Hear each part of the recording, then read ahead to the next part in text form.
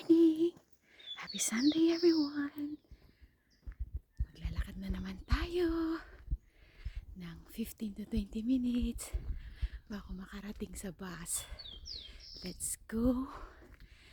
Mag-church muna tayo bago tayo alam nyo na magkikiigado. May bitbit tayo paglagyan ng Sharon. May nailagay ako dyan, oh. Alam niya kung ano yan. Bago. Social, no? Social ang lalagyan. Bagoong lang naman ang laman. Ay, nako. Ay, malamig na naman. Kahapon, sobrang init. Ngayon, nako.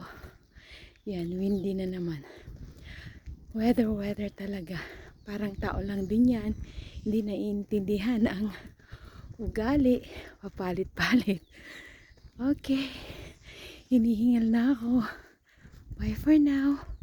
Blessed Sunday everyone. Bye.